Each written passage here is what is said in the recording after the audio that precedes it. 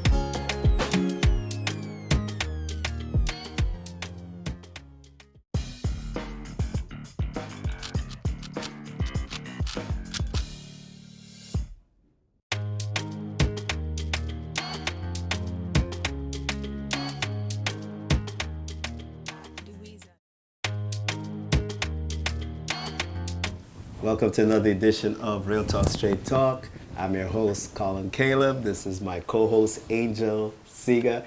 And on my right, and believe it or not, I got this right. On my right, our guest, and she's a part-time host. Well, she hasn't been with us this year, but Miss Melissa Allder. Hello. You're in the other seat. I know. For once, I know. Usually because I don't really share anything. Right, and we're going to talk a lot, but before we get into all that conversation, let me say a very special shout out to all our sponsors. I'm going to start with the Wien Community Center. Big shout out to Pastor Thomas doing her thing. And of course, one of our sponsors is right here on my left, and it's Angel over at the Fix Hair Salon. So ladies, if you need your fix, you got to go to the Fix. Got to go uptown to Up Like 7 Barbershop. Big shouts to Put and the crew doing their thing. Coming back down to Paradise Bar and Grill. Jiggy, beautiful place to eat. If you haven't done it, try it. That's Paradise Bar and Grill. I'm going to go out of town to Rhythm Movements Community Association out in Ottawa. They've got their Flow Fest coming back. So people, if you're looking for something to do, I think it's the second Saturday in August. It's Flow Fest. It's in Ottawa. It's a beautiful time. Big shouts to Mr. Brooks coming up to Hamilton. I got to talk about Soul Kitchen Radio. Big John, always doing his thing. And I call this the #1 reggae music station in Canada. Right, so you got to check out Soul Kitchen Radio. Gonna come back up and always say shout out to the Congress of Black Women, Nikisha, and also Royal Bank. You know, I can't not mention the Royal Bank, and we're gonna talk a little bit more about that later on. Like I said, another edition. Today we're gonna continue kind of like the topic. We've been talking about mental health. We've been talking about stress and all that, but today we call it Through the Fire because Miss Melissa Allder has such a story to tell. We're gonna talk to her about her life in the last few years. If you are on Facebook and you're in the London, no matter where you are, if you have anything, you most likely will see her. She's on Facebook. She's on Instagram. Like I said before, she's a mom, an educator. I'm trying to get this in order. Mom, educator, cancer survivor, entrepreneur. Yes. Did entrepreneur come after or before? After breast cancer. Yes. Because it started from there. Right. So I did get it right. Yeah, so, you were right. And along the way, you're also become a community activist and advocate for so many things. All right. So, Angel, I know you guys talk a lot. Yes, we do. And so I feel like I'm in the hot seat. Yeah, you're in the hot seat. And you know that song that I was singing before? Yes. And people, I changed the words to Michael Jackson's Man in the Mirror. I changed it to talking about the man in the middle because today I'm in the middle. So, you know, yeah. Okay. Bring it. You ready? I'm ready. I'm going to turn it over to Angel. Angel. Whoa. Talk to me. How's your week? First of all, how was your week? My week was amazing. Thank you. Good. Started off well. I had a day off, so I went to a Zim Independence Party on the weekend. It was pretty awesome. Yes. My Zimbabwe friends told me about the Zimbabwe independence parties and stuff. Gotta send a big shout out to DJ Jose and Donnie C. I think they Donnie C's got a party coming up This weekend. in Hamilton. Is it That's right. Hamilton or Toronto? It's in Hamilton. It's in Hamilton. So there's a big Zim community out in Hamilton, and they're going to be doing their thing, and they're celebrating Zimbabwe independence. So Yeah. big shouts to all my Zimbabwe people. Yeah. And now I'm going to finally let Angel get to say something. Well, hi, Colin. Hi. And welcome, Melissa. It's nice to have you here today. Thank you for having me. Nice. So Colin's already spilled everything about you, and now we need to know more. So just watching your social media, it's a you're very interactive, and we love that about you because you're always sharing very important stuff. And your name is Miss Teacher, because I feel that comes from your teaching career. And I feel we learn a lot as a community from the things you share. So thank you for that. Oh, Thank you. But we were going to start off with the personal stuff. Okay. Right? And just kind of like, I know being a survivor of breast cancer. Yes. Which is like one of those things that, you count your blessings for. And so just walk us through that. Like just the first day you heard you had cancer. How is that? Okay, I'm glad you guys have a tissue box. It was August 10th. I was on the balcony talking to my girlfriends, and I found a lump in June and July, and I didn't really think anything of it. We just thought it would be benign, and so I just went through the test, go through the motions, got a biopsy, and just thinking, I just made the assumption that I would be okay, because thought I was like fit, strong, healthy. And then I got the call, and my doctor said, "Do you want to come to the office, or do you want me to talk to you over the phone?" And then I was like, "Oh, well, I'm not going to waste time." Well, when they say that, it's going to be bad news. So I'm not going to drive somewhere and know I'm going to get bad news, and then get the bad news and then drive home. Like, that's not going to happen. So I said, "Tell me whatever." And then he says, "Yes, you do have cancer." So, and then what's amazing about my doctor, I was fortunate I had a good doctor. Right away, I could hear him just clicking on the keyboard, scheduling surgery, scheduling everything for me to have the lumpectomy and meet with the surgeon and go from there. So, but when I heard, I was baffled in a sense. I was shocked. I thought it was a joke. It was surreal. And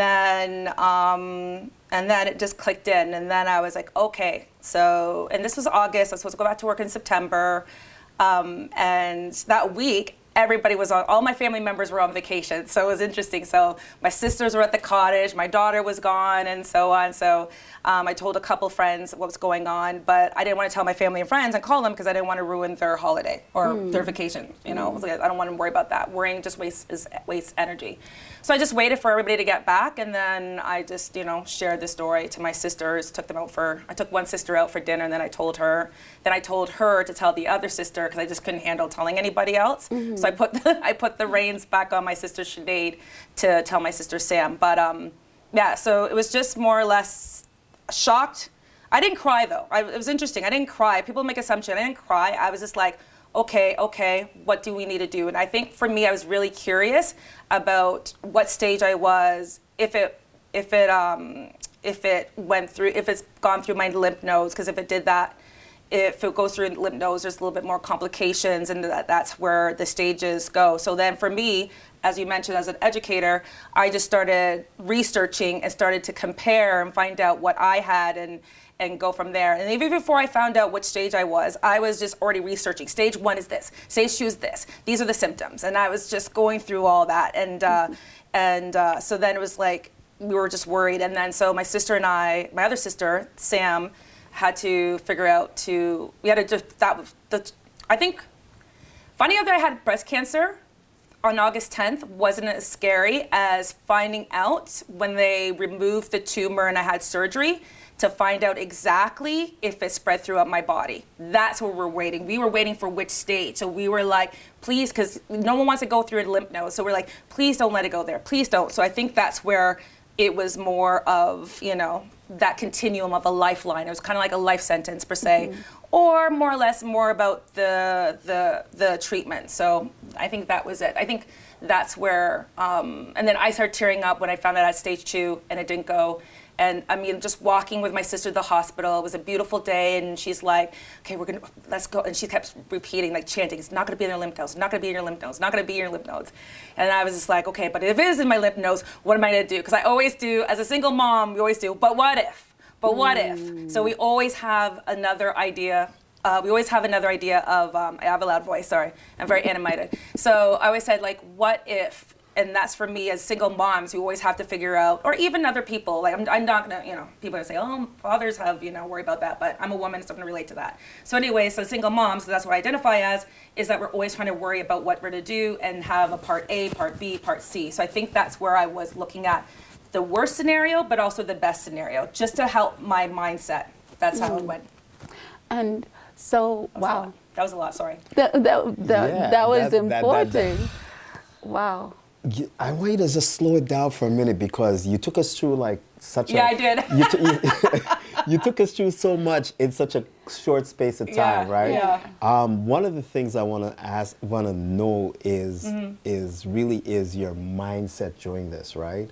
And I want you to slow it down and take me through sort of like a day-by-day thing for the first little bit, because I'm going to say that that's going to be the most stressful, right?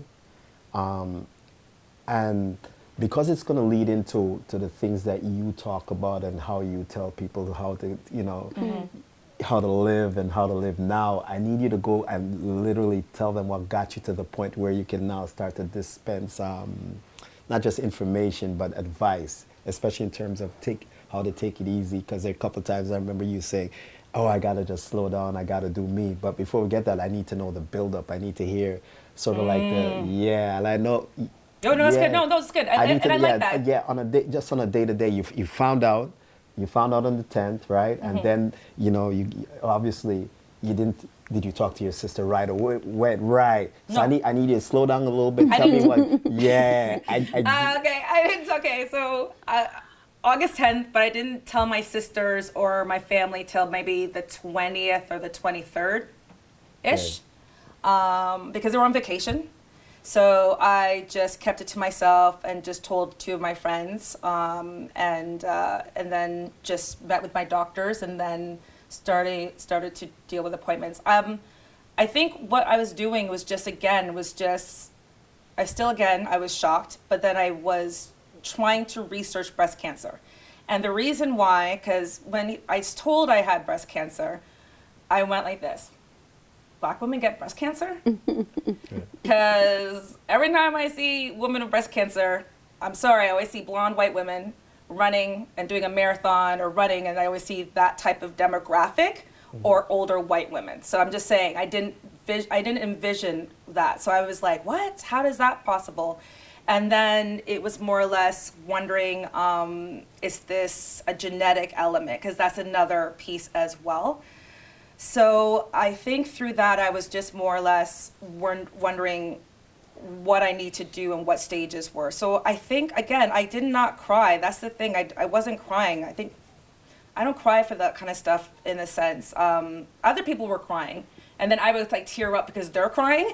But for me, it was just like, I had to be strong in a sense. And it made me question where my life was going. It was almost like, this is what I always ask. I'm an English teacher per se. That's my job. And I would ask my students if they had a good life, or is it better to have a good life or the good life? And what does that look like? And I believe that I wasn't living the life that I should be living. I was focusing on 2 elements or 2 roles, and that would be an educator and a mother.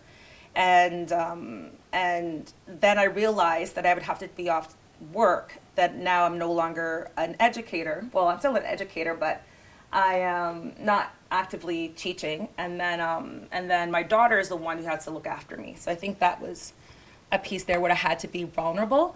Yeah. I think that's where the changes were, in the sense that, okay, I have to focus on me so I can be alive, so I can do more. And I think it was more or less, for me, I started to, I think I'm gonna tear up with this one. Okay. I think I was like, like almost like I was praying to the gods or whatever and saying, okay, let me just have 3-4 years. So you're reading the stuff about stage 1 and different forms of cancer. So you're just wondering, like, is it okay? Like, you're wondering if how many years you have, because people think that it is a life sentence, and it is, because you see a lot of stories and go and see a lot of stories, and we know what happens, right?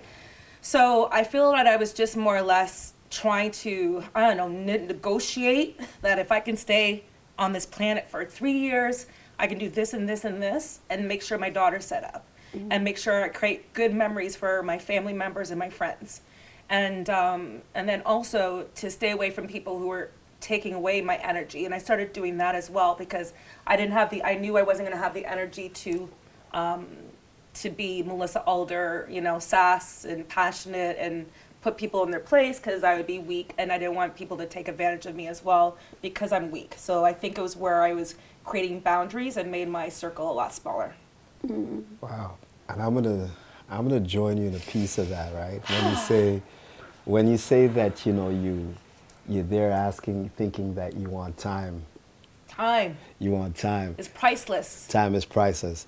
And what I'm going to share with you with that is that I understand that in that way, because I had to go see my doctor because of things that were happening, and I had to wonder the same thing. And I think the backstory, I was wondering about the same thing, if it was cancer or not.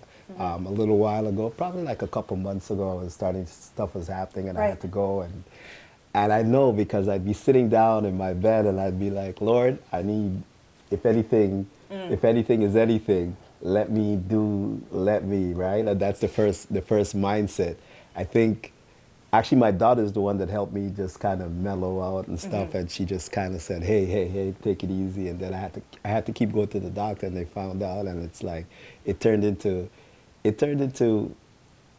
actually, not sure, nobody knows, but at the end of the day, it's like I remember her going, you know, breathe and breathe and breathe. But I can relate to to looking for time and wanting to know, you know, all of a sudden your mindset is, do I have enough time to accomplish the things that I need to accomplish? So I can feel you on that one. It's scary to a certain extent. Yeah. And as a single mom too, breaking it to your daughter, how was that? Because as a single parent, it's like, okay, no one's asked me that one. Well, that's why we're real talk. I know, good question, Angel. Well, backstory, my daughter lost her father 11 years ago when she was 14. My daughter is 25 now. She'll be 26 this summer. At the age of 14, her father passed away in a motorcycle accident in December, like 2 weeks before Christmas. So she was in grade 9 and lost her father. So that was like a traumatic, and she was very close to him. And then, so that was very traumatic for her. So then for me, I was more concerned that I don't want to leave my daughter without anybody. I think that's where I was worried about. So my daughter and I, when we talk, we don't really have these conversations. I don't know if it's like an island thing or just whatever, or an Alder thing, but when my daughter and I, anytime my daughter would have to share something with me, is always in the car, usually is in the car, and it's usually me driving, and it's both side by side, and then she's bringing it up as like, you know what I mean, that we're not having the face to face, but that's how we do it. So then we like to go to Baskin Robbins all the time. So it was like, so we went to driving to Baskin Robbins, and then got her ice cream. And then I was surprised she still eats ice cream, whatever. And got her ice cream, and then I told her. And then I remember she says, "What's going on with me?" She's like, I'm going to lose another parent. Oh, shoot. Right? And I was just like, no. I said, we're going to see, like, you know, there's so many good cases. And then I was trying to be strong for her, and I didn't want her to think that she was going to lose me. And you can see that she's trying to process, because that's a lot for her. And that was also to be mindful that this was also COVID. So everyone's isolating. The George Floyd incident was going on in May. Then I found the lump in June, and then August, whatever. So you know what I mean? So it was just a lot for people, what they're going through. But so then everybody's alienated or isolated, I should say. And then what she had. So she has some friends that she was able to talk to who their parents went through it, and they were breast cancer survivors. But yeah, so it was just more or less her and I, and just trying to figure out again after surgery to see where and how the process and what stage I was actually at. And I think that's where we were at. And I was diagnosed with stage 2 breast cancer. So then I was fortunate that way. Wow. Mm-hmm. So that's why I told my daughter. I took her to Baskin Robbins, let her enjoy, and then I just slipped it to her. And then, yeah, so I didn't. It was so scary. You don't want to tell your kid, you know, Definitely. especially after she went through a traumatic incident and then deal with this. Yeah. And prior to that, like prior to you finding out about the breast cancer, sorry, I'm tracking back a little. Yeah, go back and forth. How often did you test? Like, was that a regular thing for you? No, it wasn't. It wasn't. It was just one day you're like, oh, I'm feeling something. Yes. Yes. Yes. And with your research, based on that, how often should people test? Everyone should be checking their breasts. Even men, because men do get breast cancer too. So I will put that side note. But you should be checking every month. To, you know, there's you can find out so many ways about. There's so much research and demonstrations on YouTube and stuff like that or whatever about how to, you know, massage and check and whatever. Because sometimes you'll check when you're in shower or lie down. And then I found mine when I was lying down. My breasts were a lot bigger. I'm going to keep it PG. Were a lot bigger and fuller. But the lump my lump was underneath my left breast. But it was underneath because my breasts were bigger, so you know, I mean, like whatever. Okay. So it was underneath more to the cage, to your rib cage, right? So that's where it was. So even if I was checking, I wasn't really checking right there. So it was like right there, and then that's where I was like, oh, okay, that's weird. And then I told a friend of mine, and then he said, you need to check the doctor. And I was like, yeah. And then he's like, following week, we went out to get something to eat, and he's like, did you call your doctor? And I said, no, I'm going to do it later because I was busy working. It's June, getting things done, and then I was a summer school supervisor with my girlfriend Carrie and Julie, so we were too busy trying to get summer school ready of 3,000 students online and all that stuff. And then he said, did you make the appointment? And I was like, no, I didn't make an appointment. And then he's like, how do you make an appointment with your doctor? I said, oh, you just go on this. I just have to log in this portal, and then I just send him an email.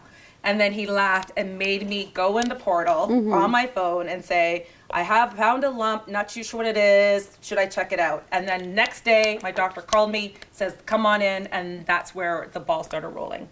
So thank God that I was procrastinating, and I think a lot of women, we do procrastinate, and maybe subconsciously, I didn't want to know, or I was thinking that it wasn't a big deal, but obviously it was. So thank God I actually listened to my friend, and that friend of mine, I was very fortunate I met him, and that he was part of my life to actually to, you know, persuade me and encourage me and made me make the appointment, right? And because usually people can't tell me really what to do, but it was neat that he was like, hey, can you just make the appointment? And then, so it was good that I had that, because other people were like, okay, whenever you make the appointment, and then I wouldn't have. So I'm glad I did.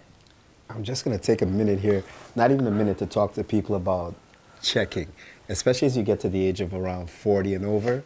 You got to start. No, you have to, no, not even 40. You know? Okay, no. Just check. Based on research. No, thank you though. No, but that is the assumption that we make. That is the assumption, yes. That is the assumption, and that's the assumption that I would have. I had too, right? Yeah. But it's starting now. I've met women and young girls are getting breast cancer in the 20s and the 30s. And some of them are not surviving. So that is a thing. So we have to be like really getting these young girls. I have to get my daughter now. I'm telling her that she needs to check. She's 26. Like, because again now, is she going to be now predisposed to get breast cancer? So she has to check now. So it has to be at an earlier age. And for men, it's testicular cancer. Yes. So let me talk to my guys for a minute. Yes, go ahead. You can't be afraid to check. There's nothing wrong in checking. It's not about sexuality. It's not about anything. It's not about masculinity. It's just about being healthy, making sure that you're on top of on top of you so that you can live longer. So people, men, women, please make sure you check yourselves out. Don't procrastinate. Don't procrastinate. As Because time does make a big difference. That's the thing. Remember how before I was pleading to the gods about time? That is the thing. Like, time is of the essence, and time is a huge factor when it comes to your health and being proactive and preventative. Now, I was just going to say, because as you said, a lot of us find it like, I'm on the go all the time. Yes. I'm on the go, go, go, go, go. I don't have time to schedule that appointment. I don't have time for this. And sometimes you feel things, like even when we spoke last week about diabetes, you feel things and it could be, but then you just like brush it off as, oh, maybe it's not that serious. It is scary in the most part to find out that you've got something, or some people are like, it's better, I don't know. The fear of the unknown, so they prefer not to know. And there's some people who go in life that way. So in your family, was there a predisposition to it, like a history of cancer? Well, that's the thing, because then I was asking my mom, and then I was like, huh? And then I was asking my dad, and like, no. And then I was like, but then if we talk now we're talking to the black folk. Now we're talking to the Caribbean and the African community. Our parents to this, even if, I'm just saying, if you ask your parents how old they are, remember, a lot of times they won't even tell you their age. It's none of your business. That is True. Yes. Right? Like, so they won't even divulge, I think, any information. Like, think about it. Think about now, like, I hope I'm not triggering anyone, but think about when you hear like an aunt or an uncle or grandparent or somebody who passes away back home. You always hear they pass away, or that was it. You don't hear they had pneumonia and what was caused the pneumonia. Do you know what I mean? You don't hear anything. We just hear they pass away. That's it. So we never get the medical element, and we don't have these conversations. And so I couldn't, like, I talked to my cousins, some of my female cousins in Trinidad, and then I was like, because I haven't seen them forever, and I said, check your breasts or whatever, and they, yes, sis, you know what I mean? So I try to connect with them because they're in Trinidad, and obviously, you know, the Caribbean, you know, with the not the lifestyle's probably way better there than it is here, and the food's better there than here. But I mean, it's just more of the healthcare and also the social economic class is another element. So I think that's where I think that's an element that we have to really think about. Yeah, and that's true, because like in my culture too, people don't really, well, there's a lot of education now. about checking and all that stuff, but then like the resources, there may be limited resources as to how to be able to get more information. If you do find it, are you just going to say maybe, oh, I've got a cut over here, maybe that's what's causing it? Because a lot of people like to self-diagnose, and and then they like to also kind of figure out how can I go about fixing this problem without going, and then a lot of people try and go the herbal route and do certain things, saying, okay, I'm going to... Or pray it away. Or pray it away. There's religion taps in, and there's some, like, I'm just going to share briefly a story. A friend of mine did find out she had cancer, right? And then the mom is a strong Christian. She went on and said, okay, fine, we're going to go to the prophets and have them pray on you. And so they did. But then she had gone through a round of chemo, and it kind of had her feeling better in that moment. And then she was good. But then the mom attributed it to, oh, she's good because the prophets prayed for her. So took her out of the whole, no medications. The science took away all the science. And then they decided, okay, we're just going to do holy water, pray for you and all this stuff. It came back really bad, and she lost her life to it, because this time it came and just, there was no recovering from it, because now it was at a later stage where it was like, she's got 2 weeks to go. So I feel like, okay, fine. Science is science. I mean, there may be things that are there scientifically, because if we look at it, the scientific medications are coming from the roots. So maybe there are roots there that can help, but then I believe in God, and God can. I believe there's energy and but spirits. then it's also you also have to, God will help you when you're helping yourself as well. And I believe that is so much. Exactly. that So you God can't will just, help you us. can't Yes, just, you can't sit just there and wait like, and say, let God. but God will guide you to the best doctor. And the God will guide you Well, to the best. God led me to my friend who told me There we go. repeatedly to get checked or call my doctor. Yeah, so I still feel like God doesn't say sit there and I'm just gonna do it. I feel like you have to be active as well. You gotta play your part. You have to. Yeah, so wow, with that, wow. Thank you so much for sharing that story, Melissa. That is powerful, and for those out there listening, I hope you do your checks. Checks men Yes. to women, do it everywhere. And also, like, there's also ovarian cancer. So, you know, do your pap smears as well, and everybody work on that. So, coming in. Let me to just say the- one thing before you get in. Yeah. And don't let economic disparity be the deterrent. Because Definitely. sometimes we're so caught up in having to work, having to make the ends, having to do this, that we let it be that thing that stops us from, okay, we don't have time to get checked. We don't have time to take care of the medical, right? Yeah. And with the economic disparity, it also becomes a mental block too, because you're saying, well, you know what, I can't afford to be sick right now. That's it. And I can't afford, if I get sick, I can't afford the medication, I can't afford this, so I'm not going to talk about it, I'm not going to do it. So Yeah. we can't get into, like I said, allowing the economic disparity allow us to be not blocker. vigilant. Not vigilant. Yeah. Not, you know, so. But I think also too, we have to be mindful because we're in Canada, and I know we have like universal health care, so to speak, and that's questionable.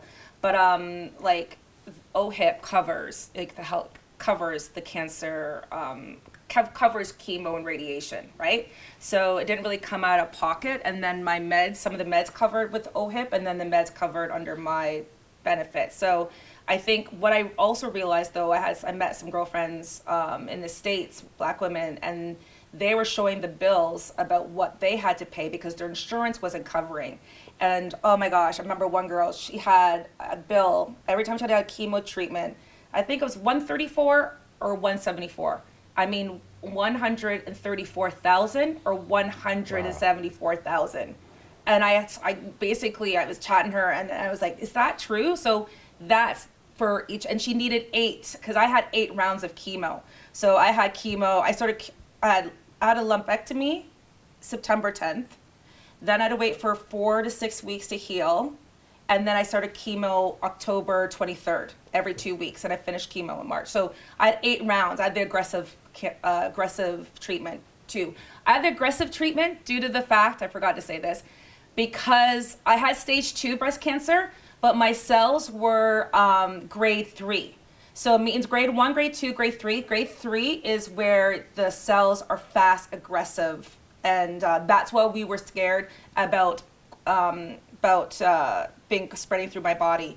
And it turns out that Black women usually has a tendency, or statistics show that they would have the grade 3 levels of, and grade 3 means the cells are so abnormal and they're fast growing and they multiply. And by that, when I found the lump, I could notice that there was already growing. So that's how fast it was growing. And I think I said it was the size of a walnut.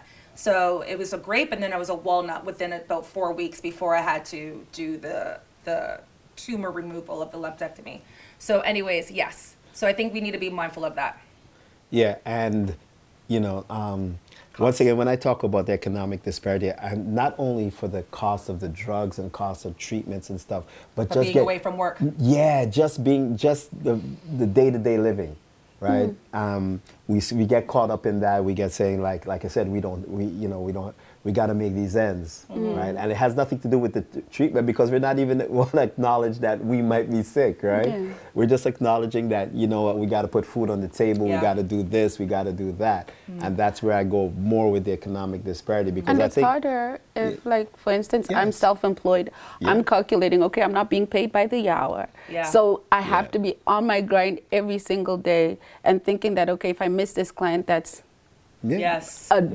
so then do I really prioritize my Yeah, health? yeah. Honestly, when I started, I wasn't. But for the first time in my life, I actually prioritize my health. Because like before I'll be like, if someone calls, I'm like, I'm on it, I'm on it, I'm on it, I'm on it. But then I realized that people won't stop calling. Everybody will have their own selfish needs and their own selfish intent, especially in if you are in the personal services, everybody's stuff is urgent.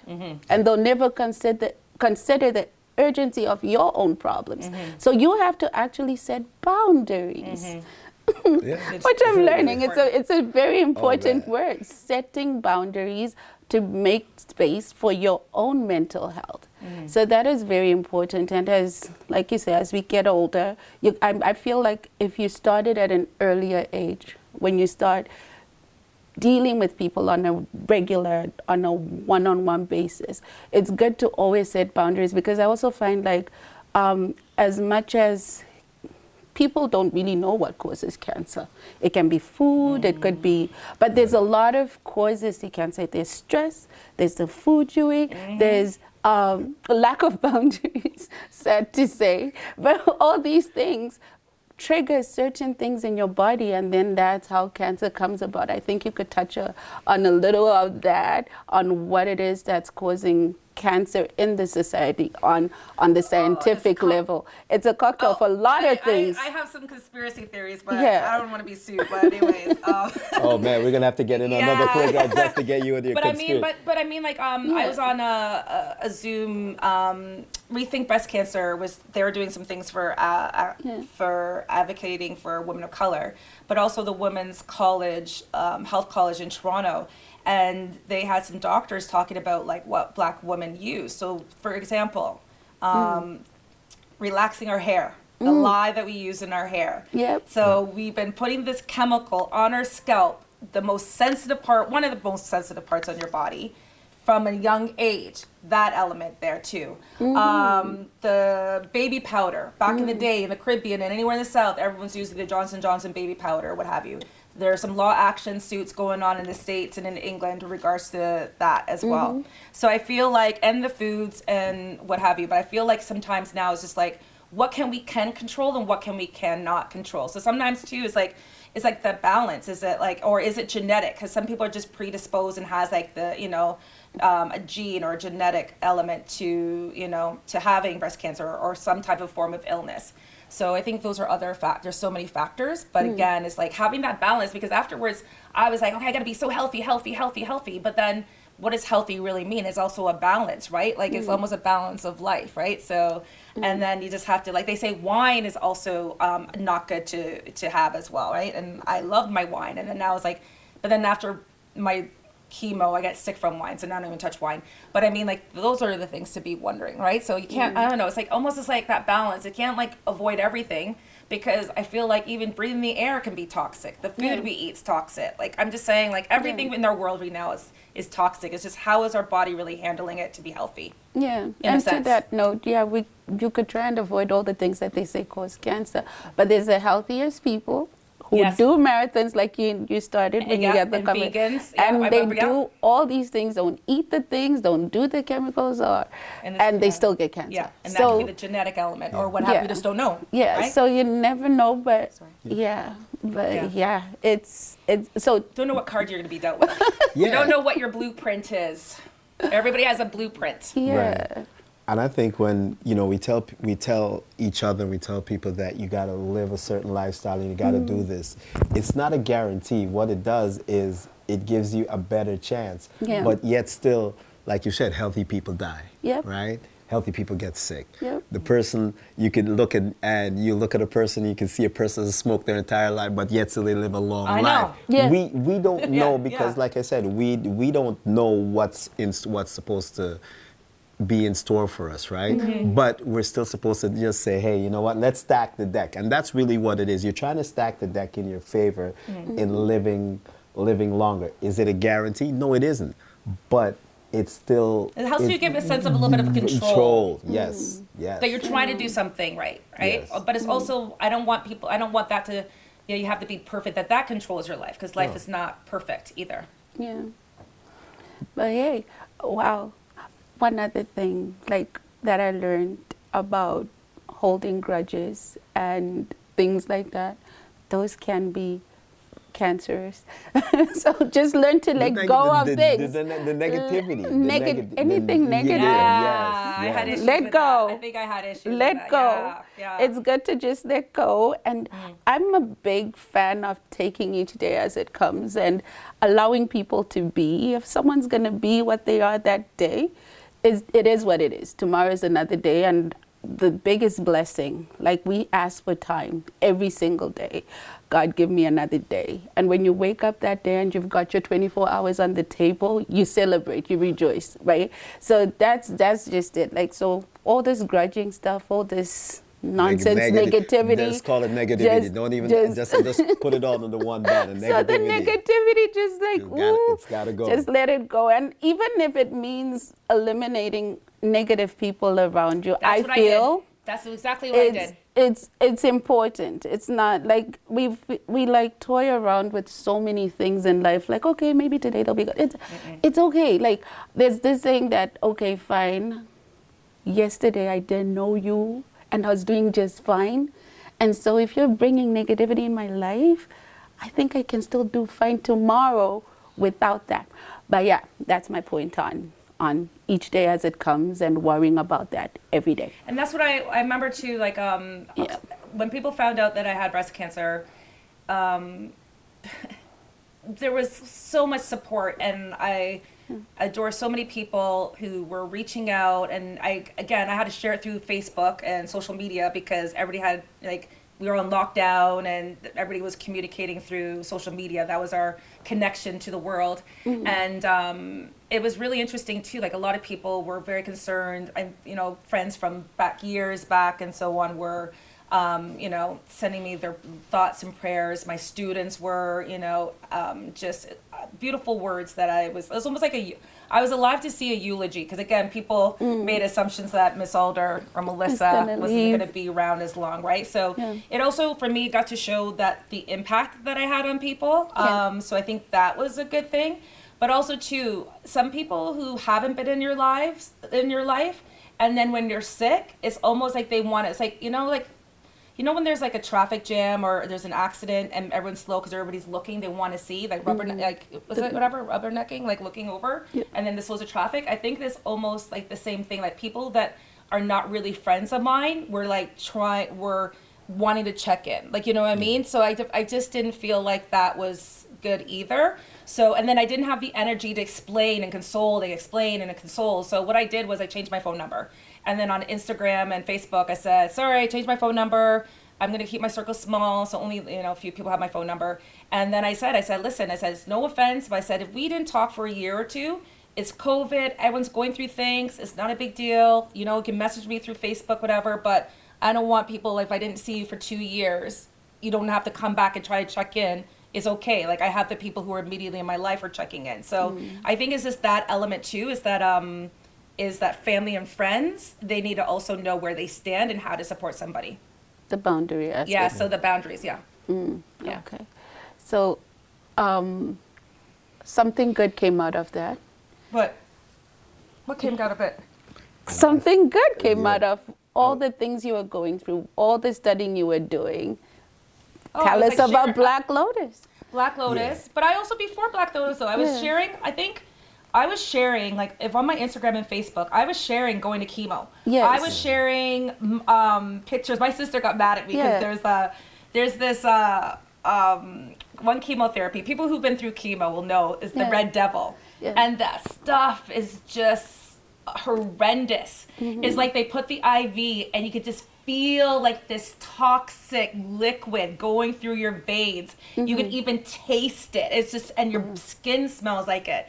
And it's crazy because they're trying to kill cancer, but they're killing your healthy cells at the same time. So basically they're killing everything in you and you're still trying to be alive. Yeah. So I was sharing, going through that, and like my nails were falling off. I lost my hair, my skin became gray. Yeah. The weight gain because they give you steroids and stuff. Because people make an assumption if you have going through treatment that you're going to be really skinny, but I gained so much weight because of all the steroids. Like all of a sudden I was like a Buddha belly kind of thing, right? So I think that's I think that sharing on social media, but I think what caveat piece, what element I think really changed who I was as Melissa Allder was showing my vulnerability, because I never would show my vulnerability. When I was younger, I was always in fights because, you know, of racism. So, you know, I was always in scraps because I had to defend myself. Then, you know, in high school, not feeling, you know, not feeling like, if you're only a black girl, or everybody would know if you grew up in London, then you had to kind of like the microaggressions and macroaggressions, and then it just continued. So it's always having a chip on your shoulder, always having a mask, always code switching, always trying to be strong. It's almost too back to the mindset with you having Caribbean and African parents, like if you're crying, don't cry, I'll give you something to cry about. Like we weren't allowed to show our emotions or really talk whatever. We always had to have that stiff lip and just go and just keep going, and not really having the time to really address and analyze our emotions. Yeah. Like when I call my daughter now, I was like, hey, are you okay? What are you thinking? Are you all right? Yeah. Not like, you know what I mean? Like, did you eat? Like the parent, or some parents will just say, did you eat? Da-da-da-da. But it's that mental health piece. Yeah. So I think that that piece allowed me to be vulnerable and show people that I'm not as strong as what people thought. Because people thought, even to some of my students were like, Miss Allder, like, you're the queen, whatever. And I was like, oh my gosh, like, it's just, did I create that persona? And did I put the mask on to create that persona? So I think at that time, breast cancer, going through the journey, allowed me to be vulnerable, like showing my bald head. I wouldn't do that. And then that's showing my bald head. Like that would not. I always had to be, ask everybody. I'm still like this now. I'm still whatever. But I always had to be perfect. Yeah. Didn't want anyone. And then I was like, okay, you know what? Like that element of having the bald head and not having the eyebrows, and just that, and showing people what I look like, and seeing like how healthy, and even too, like I was healthy. If you look at pictures, I was going like St. Patrick's Day with my girlfriends, Olga and they had a mystery night, and we had a blast. And that time, when you think about it, I had breast cancer, I had a tumor, I was going out for like 2-3 years. This thing has been festering, and then I still looked healthy. So I think it's not to take things for granted, but again, it made me vulnerable. It made me realize that I shouldn't care what people think about me. It also made me realize that I was hiding from myself because I wasn't dealing with stuff that I probably should have been doing or thinking, and how to move forward. So I think through that process, through social media, and the people who are following me through, some people are new on Facebook who are following me because now I look decent, but the people who knew me from before would understand how my face and my body and my mental health all changed, and everybody got to see my journey. I shared my journey. I shared how I didn't want to do anything. I shared. So I think it's also modeling that it's okay not to be perfect. It's okay not to be a strong Black woman. It's okay to be vulnerable. And I think that's allowed me now to be myself, because now that's why people are kind of afraid of me, because they say I'm a wild card, because I say what I want to say. It's because I'm not going to not say anything because to make you feel comfortable, or you are going to use or put me in a box because you think that's what I'm supposed to be, because to make you feel comfortable, or you don't want to be challenged. Because I'm going to challenge. If I had to challenge breast cancer and challenge life and challenge, living life, I'm going to challenge another human being if they're going to challenge me or challenge other people and not support other people. So I think that's where I am as that. And meanwhile, still being vulnerable and having a sense of humility. I'm not trying to say I'm cocky and arrogant in that element. I think I'm just at the point where I'm just tired. And you touch on a very important point about vulnerability, because I feel like through that, a lot of people learn from you, especially when you're going through stuff, because like someone could look at it and say, oh my gosh, she's going to put her head out there like that.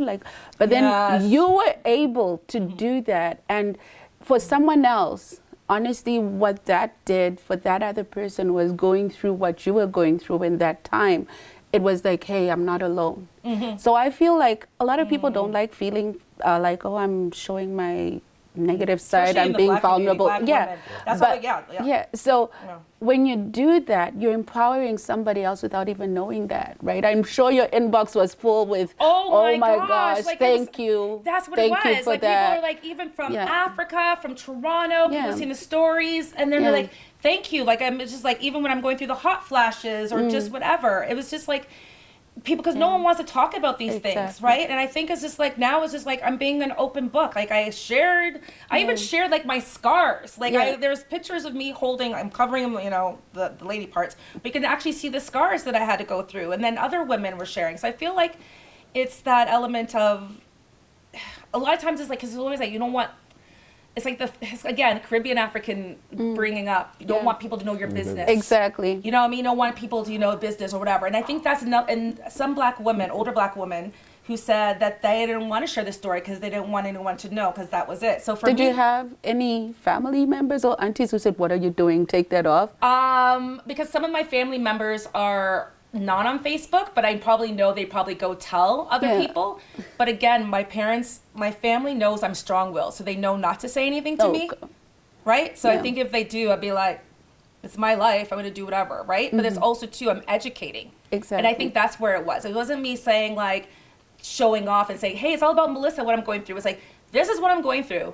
I didn't think this was gonna happen. I thought I was healthy, and I wasn't. And the thing is, the irony is that, what does healthy look like? Because everybody would be like, you know what I mean, like, would say, well, you don't look sick. Well, what does sick actually look like? So I think those are a lot of conversations with that. But I mean, like, these are the conversations to have, and I think the vulnerability and being out there, I think, and having in the black community, that's why. I think that's why you don't really hear anything. I think about it. What celebrity do you know, a black woman who had breast cancer that we know of? Really, I'm just thinking, at the top of your head. What person in our community that you know, black women in our community that we know had suffered or it passed away or survived and are thriving with breast cancer? There's a handful that told me. Some of them told me after the fact, and that they went through it, but they went through it all alone and didn't tell anybody. No. Wow.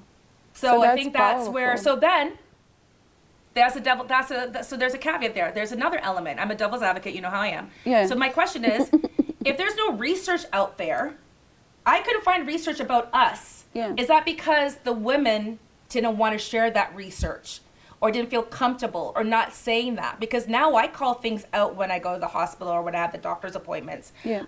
Because again, or did they feel like, or did some of the women feel like they didn't have a voice? So I feel like at that generation where you had to, you know, keep quiet, be a lady, and whatever being a lady looks and sounds like, but that element. I think in answering about the statistical part of stuff is, you know, we don't talk, right? Right. So that's one. Yeah, because So we're not saying anything. So we're then, not saying white researchers are not going to basically, we're not saying anything. Yeah, and how do we expect somebody who if they don't understand us to then come in and gab all this data about us? So we have we have to put it out there. We have to say, hey, stand up for ourselves. This is what's going on, right? They say stand up and be counted. True. Right. Thank you for mentioning that, because even to research, all the research that I was finding was from the States and from England. Nothing in Canada, because Canada doesn't use race-based research in the healthcare. Now they're starting to do it. And even too in Canada, when they're looking at research, I had this all on my Instagram. I should start reposting them. I archived them, I should repost them. But I had some posters I created that shows 97% of research is based on white women and 3% is about black women. And if it's about black women, it's only about the mortality rate. It's not talking about genetics. It's not talking about what have you. So I think that's where it is. Like University of Toronto, there's articles that shows about the discrepancies with it as well. And it's funny you say that. Every time I go to the doctors and they say I'm anemic, like severely anemic. Yeah. So it's like every time they go, it's common in black women. So it's like everything is just kind of routed to that's a common thing. That's a common thing in people from. But why is it a common thing? Why? Yeah. So I'm always like challenging. Okay, so if it's common, that means it's okay. Is that common that you're not going to do anything about it? So if it's common, that means you're just going to treat me the way you treated the last person who had it. You know what I mean? So it's like what everyone's like, because there's different blood types, right? So what are you going to do about that? So it's like you mentioned a very important point. Everything is also based on statistics have it that, this people from this area do this, but then they're not investigating more and they're not putting out more literature out there or more information. You have to do all your stories. work. We need stories. Yeah, but also to go along with that, I believe that, you know, like you said, you know, when you say God won't do for you until you do for yourselves. Yeah. I'm going to get back to that doing for yourselves kind of thing, right? Yeah. I remember back in the day where people wouldn't get didn't want to fill out the census, right? They didn't want to be documented in such a way, like, oh, you know, and we'd talk and I'd hear it and they say, well, I'm not getting part of that. I don't want to be counted for by my government. I'm me, I don't want to, right? It's the same thing about sometimes in the name. Yeah. I don't use my government name, I use this, right? Yeah. And then, but the flip side of that is You're not represented. You're not represented, right? Exactly. So how are we going to make a change if we don't represent it? How are we going to support the How next is generation? if we don't? And remember, that's why, you know, when we have the series on voting, I said this is why it's important to not only to vote but to register and all this stuff. So there needs to be data about us, right? Exactly. Now, if there's data about us and they're not doing something with it, that's a whole different story. Exactly. But they can't do stuff if they don't have the data for them to do it with, right? So Very much so. we have to represent ourselves. Exactly. Right? We have to hold ourselves accountable and let them count us and know who we are and know that we're out there and know that there are things that are happening in our communities, so that we can then go and say, hey, we want change, and then we can actually Make change. right? Well, that ties in, like when I had the surgery, the surgeons, I had 2 surgeons, and one of the surgeons were showing me pictures of women's breasts after lumpectomy and then reconstruction and what have you, but they're all of white women.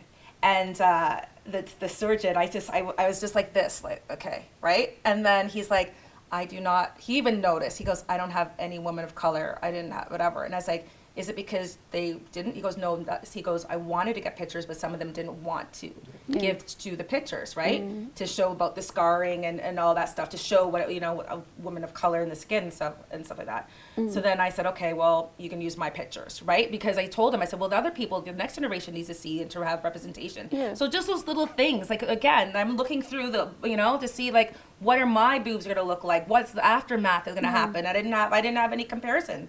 So that's another, those simple things. And with those things too, like a lot of women of color, when it comes to illnesses or ailments, it's like they find it to be something to be shameful about. Yes. It's like they take a lot of shame, like, oh my gosh, because now they're starting to think, people are going to judge me as to how did I get it. They're going to think my diet was bad. They're going to think this. They're going to think this. They're going to think this. So when it comes to disease, they're very secretive.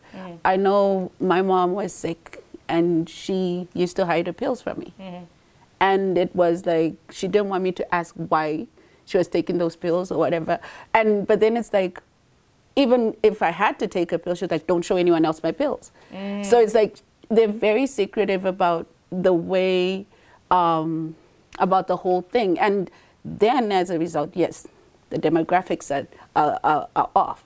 And so please, it's good to share, and I love what you did, because that was a moment of empowerment for those people going through the same thing and realizing that, yes, someone else is going through this. I'm not alone, and it's okay to share because it helps somebody else. So I just wanted to go back, because I know we spoke a lot about this cancer, and it's very important, the big C, but I want something a little happy now. Because we have a few minutes to go. Because we didn't even start. We didn't even touch the depression element. Like there's like talk about the mental health. I know that. There's so many. There's a lot I can share. Yeah. So you know part what? Two? No, actually, there's going to be, because there's going to be a part 2. Yeah. Last week we had Mystery on, and it's going to turn into a part 2 with her. Right. So we're going to have to bring you back in a part 2, because I wanted to touch on the entrepreneur side of you. We touched it on a little bit, and we knew that it started after you, right? I could definitely love to share that. Yeah. We got into your posting. We got into your posting, and I wanted to say, and you said it, and when you touched on your hair, that's when I remember I started to watch the stuff, because you were out there. I remember seeing you with your bald head, and you're like, yes. And then I see you put on certain wigs, and I'd be like, yeah, that's right. And that's where, like, right now, like, people still say, like, I'm wearing this, and they're like, well, I said, yes, I just changed whatever. I felt like I go with it.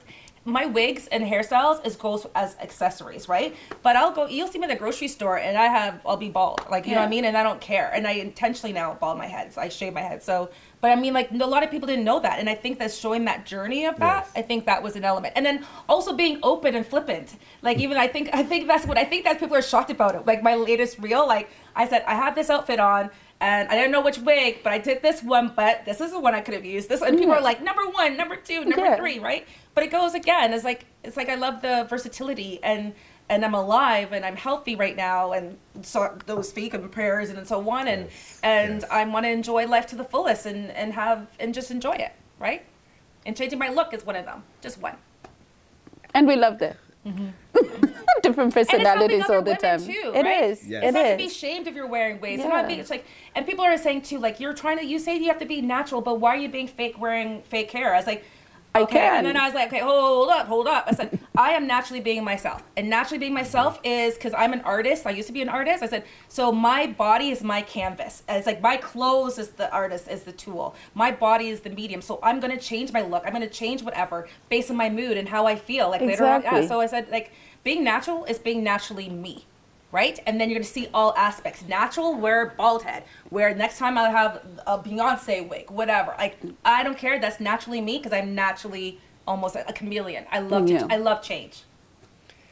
And on that note, you know this, and I say it every week, and it's really true every week. As soon as we start getting into certain conversations. I know, it's like a 2-hour session. Yeah, it's intermission, that time. Folks, intermission. Intermission. And this is going to be a long intermission because we're going to come back next week, but we're going to bring back Melissa, I believe.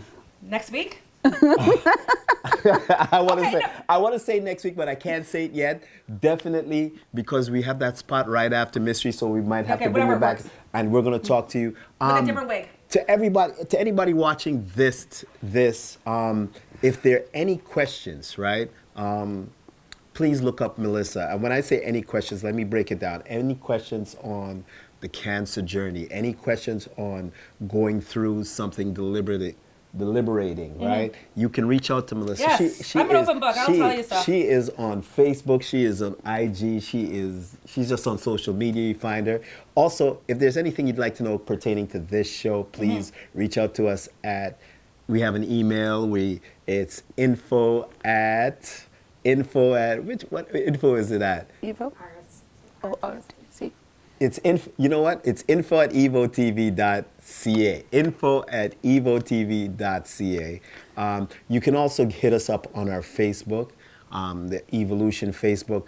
And if you want to get directly to RTST, you do have to do that through our Instagram. And this is one of our Instagram people over here. So yes, and we will answer your questions. We will take your comments. We do appreciate your comments. So please let us know what you're thinking. Let us know if there are things that you want us to talk about. If there's people you want us to talk to, we're going to do that as well. This today was called Through the Fire, and it was aptly named because I remember walking down and thinking, what am I going to call this week? And I'm like, you know what? I like the fire. Yes. Because I'm a phoenix rising from the flames. And then if you know anything about Melissa, right, you got to call it fire because people, she brings the fire. This is just, I know, I do have a fiery spirit. She is. So this one is called Through the Fire, and when we come up with these titles, some of them are very personal to the people that we bring on. It's not just Phoenix. Let's not just throw these titles out there. So once again, please hit us up if there's something you want to know. Hit us up on IG. Hit us up on Facebook. This show will go to Evo TV's podcast page. We have a podcast page where you can go back and see the last 4 podcasts, and that's evotv.ca. We also have a YouTube page where you can see everything. We're out there. We're on social media. Thank you thank you, Melissa, for being here. Thank you, everyone, for watching and being here. Thank you for the opportunity for me sharing. It's a pleasure. Of course, my co-host, Angel. Thank you. Thank you, Colin. People, Angel's been back like 2 weeks in a row. All right. This is called a roll, right? And this is what we call a Faith to Black. But just before we do that, I'm going to say a very shout out once again to our sponsors, the Wien Community Center with Pastor T, Up Like 7 Barbershop with Puts in the Crew, Paranite Bar and Grill with Jiggy and the Crew. Of course, on my left over here, Angel at The Fix. Once again, if you're looking for your hair stuff, check out The Fix. Going back out of town, of course, with Soul Kitchen Radio, Canada's #1 reggae music radio station out of Hamilton. Did I say it again? Soul Kitchen Radio. And then look up for Flow Fest. It's coming up second week in August. It's in Ottawa, so big shouts to Rhythm Movements Community Association. They're the ones that are putting on Flow Fest in Ottawa. And then I'm going to come back here and talk about, who am I missing? Stephen and Pride. I didn't, you know what? I forgot about them and I didn't. Yes, big shouts to Stephen and Pride, Congress of Black Women doing their thing always. And Mystery, thank you for being here last week. Type diabetes, another health provider, I should say, health provider. She provides a lot of material out there for people suffering with diabetes. So as we continue on our journey talking about health and getting people, once again, this has been Through the Fire, and we'll see you next week. I love that title. I love it.